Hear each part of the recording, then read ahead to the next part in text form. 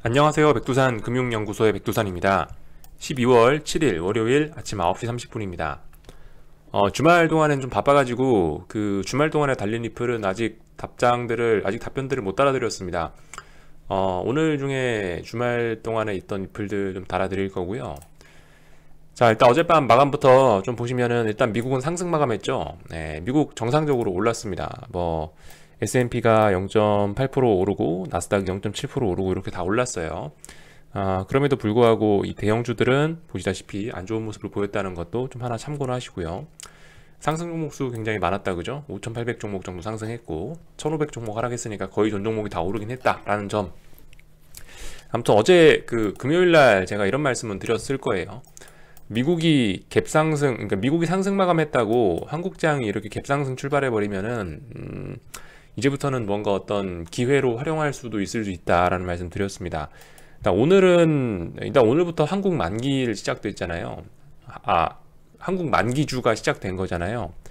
그러니까 아마 제 생각에는 계속적으로 가기는 아마 지도 힘들 거예요. 그러니까 오늘 보실 분들은 물론 오늘도 뭘 하는 날은 아닌데 단타 하실 분들은 아마 단타 하셨을 수도 있겠네요. 그죠? 오늘 갭상승 부분에 뭐 오늘 시장 갭 상승했을 때 매도로 들어가갖고 갭 메꾸는 부분까지 먹는다든가, 어쨌든 오늘 인버스를 뭔가 하실 수 있으신 분들은 매매 정도는 하셨을 수 있을 것 같고, 제가 이미 녹화 시작이 좀 늦어서 아무튼 며칠 더 기다려야 되죠. 할 때가 아니에요. 그냥 나가 놓으시는 게 제일 좋습니다.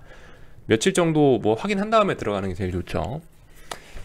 그리고 콜옵션 같은 경우는 어쨌든 이제 매도 플레이를 한 번쯤 슬슬 단타라도 이제 계속 옵션 하시는 분들은 콜옵션 매도 쪽으로 이렇게 특히 갭 상승한다면은 충분히 한 번씩 들이대볼 수 있는 자리라 생각합니다. 옵션 매매 하시는 분들은 알아서 잘들 한번 해보시면 좋을 것 같고요. 아무튼 저기 미국장 먼저 좀 보고 그리고 시작을 할게요. 미국 같은 경우 봐야 될 거는 어제도 많이 올랐으니까 지지와 저항 이야기는 특별히 할 게 없고, 왜냐면은 계속 신고가니까 지지와 저항을 이야기할 게 없어요. 그냥 계속 오르는 거다. 여기서 딱히 어떻게 분석을 할 게 없다라는 거. 그래서 이제 그 내면적인 모습을 어쨌든 좀 살펴보면 되는데, 예를 들면은 변동성 지수라든가 이런 부분 살펴보시면 됩니다. 어제 S&P는 0.8% 상승 마감했죠. 근데 이제 변동성 지수는 물론 좀 빠지긴 빠졌는데, 변동성 같은 경우는 살짝씩 그 빠지는 게 좀 이제 둔화가 되고 있다. 최소한 일단은 그 저점이 높아졌다.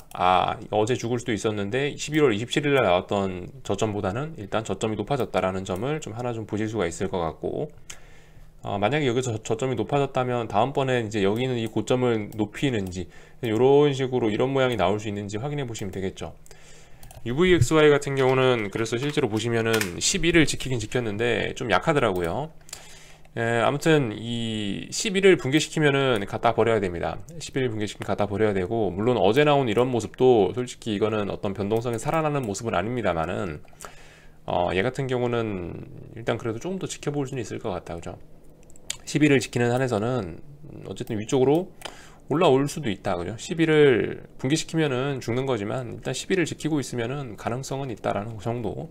다만 좀 위험하죠. 어제는 이건 지지력을 보이는 모습이 아니죠. 어제 음봉이니까 이런 거 지지력 보이는 모습은 아니지만, 아무튼 11이라는 자리를 어떤 매집을 해볼 수 있는 근거로 삼는다면 일단 매집을 해볼 수 있는 근거 정도는 있다.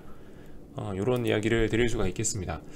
아무튼 이제 미국도 그 다시 한번 이런 모습이 나오는지 봐야 됩니다. 그러니까 지금까지 변동성 지수가 미국이 계속 쭉 상승했는데, 쭉 상승하면서 여기서 한번 살아날 수 있었는데 여기서 한 번 더 레벨을 죽였단 말이죠. 그러면은 제 생각에 이번에는 한 번 정도 변동성 지수의 강한 상승에 들이대볼 수 있지 않을까라는 생각을 하고 있어요. 그리고 한국장도 보시다시피 오늘 변동성 보셨나요? 한국 변동장.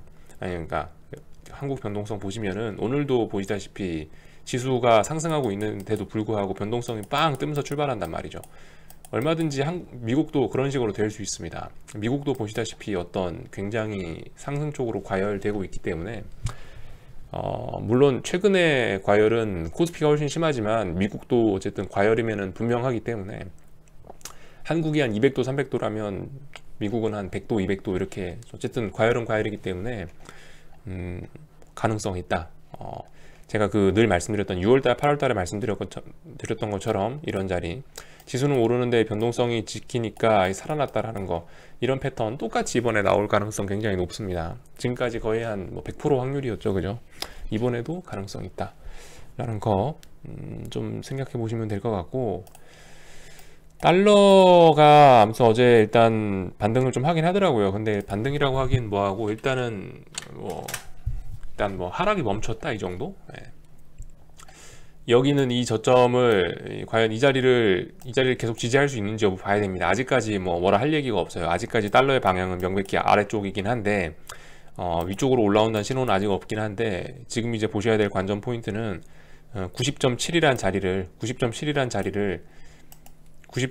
자리를 몇 거래일 동안 지지하면서 버틸 수 있느냐, 이런 부분 잘 보시면 될 것 같습니다. 여기가 만약에 살아난다, 여기를 90.7을 계속 붕괴시키지 않고 며칠 동안 지켜준다라고 한다면은 위쪽으로 올라올 가능성도 충분히 있겠죠. 자, 아무튼 그래서 달러 같은 것들 잘 보셔야 된다, 뭐 이런 얘기 정도밖에 드릴 게 없고요. 제가 저기 금요일 날인가 그런 얘기 드렸지 않습니까?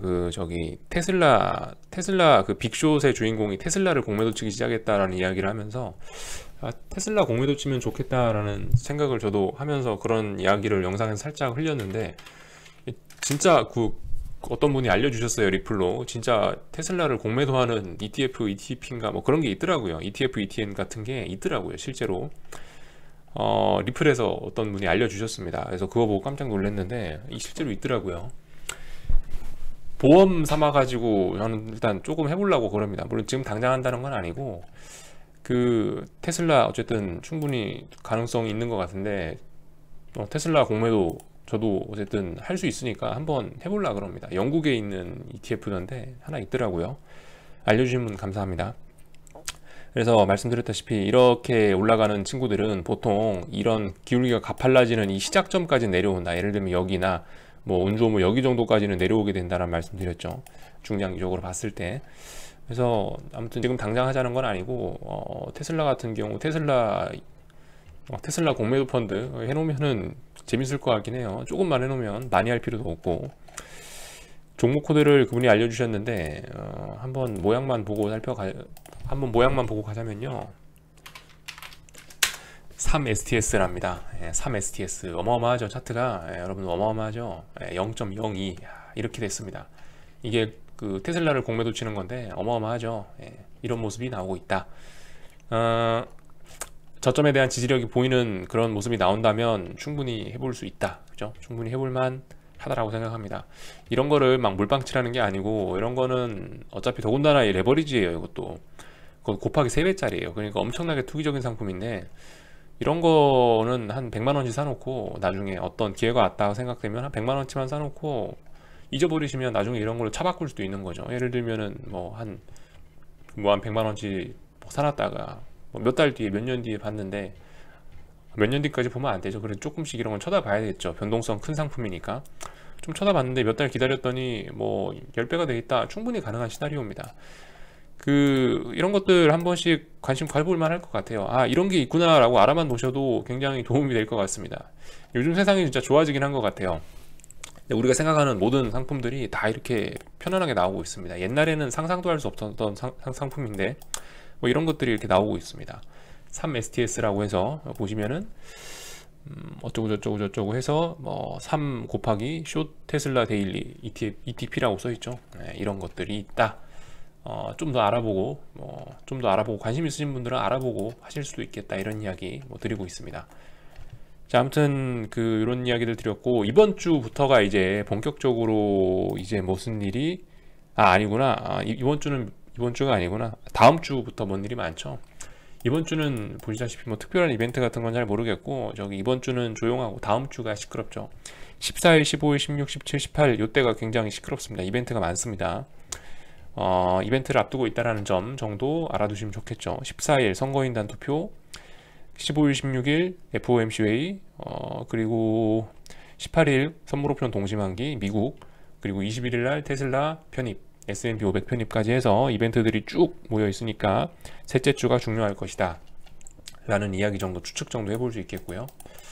이 주말 동안에 이런 뉴스들이 나왔는데 한번 참고만 하십시오. 이게 일종의 뭐라고 할까요? 이게 그 중국의 어떤 부동산 신탁회사라 하나? 그게 하나 디폴트가 났는데 문제가 좀 큰 모양이더라고요.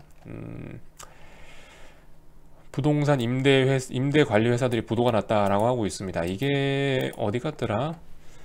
뭐 40만 명이 뭐 나앉게 됐다라고 하고 있는데요.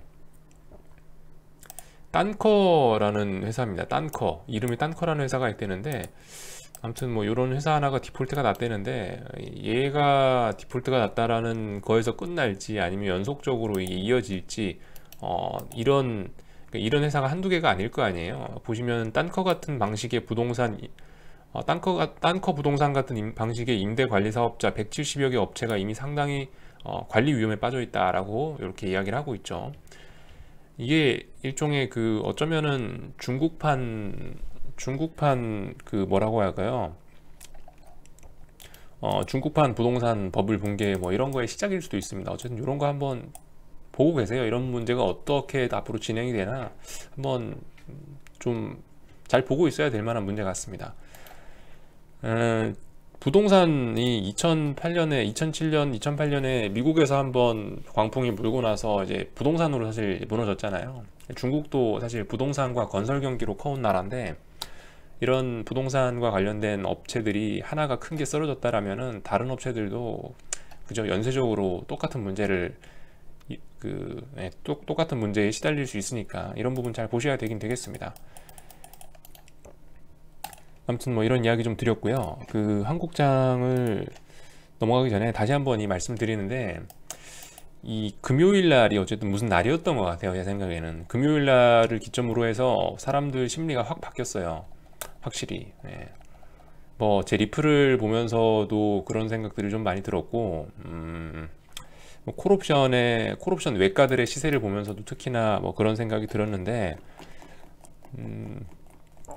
아무튼 이럴 때를 조심해야 됩니다. 그러니까 지금까지 조용했다라는 걸 한번 생각을 해보세요. 그러니까 지금까지 그 10월, 그러니까 11월 달부터 11월 첫날부터 해서 이렇게 주식시장이 쭉 올라온 건데, 사실 지금까지 이런 아랫자리나 이런 중간자리에서 어떤 상승을 강하게 이야기하는 사람이 그렇게 뭐 물론 많지는 않았거든요. 근데 뭐 어쨌든 물론 상승을 주장하시는 분들은 계속 상승을 주장했겠지만은, 근데 아무튼 제 영상에 리플들 달려있는 걸 보면은 좀 약간 좀 여기선 조용하시던 분들이 이제 여기서 감정을 슬슬 터뜨리고 있더라고요.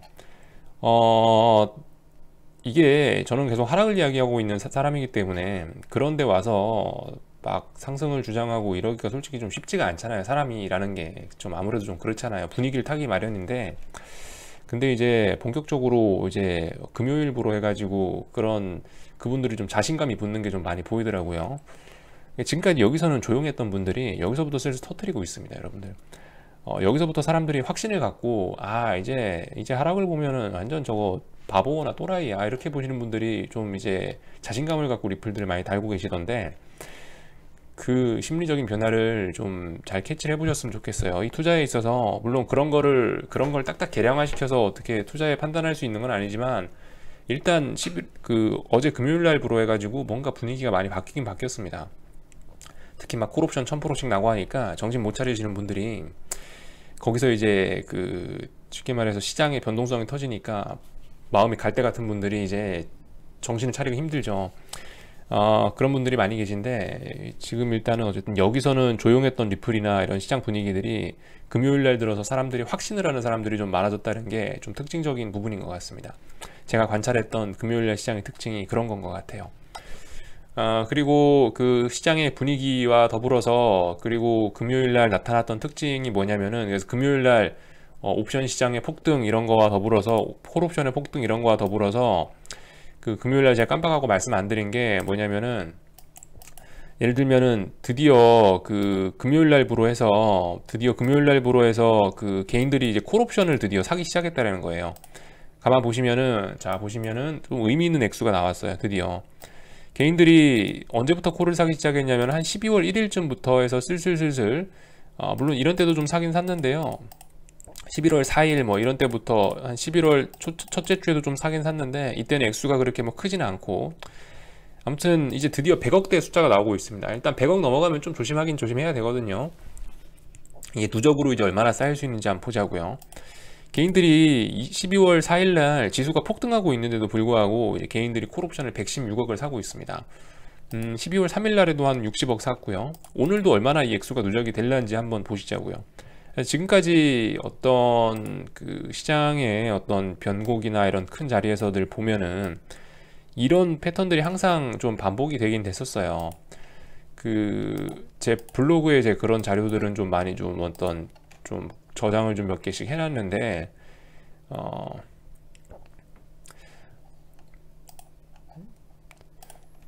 이건 푸시고 하여튼 그 수급적인 특징 같은 거를 보면은 어떤 변곡 끝자리에서 변곡 끝자리에서 이거는 언제냐, 이게 2016년 뭐 이런 시세긴 한데 이렇게 콜옵션들이 이렇게 막 폭등을 하면서요.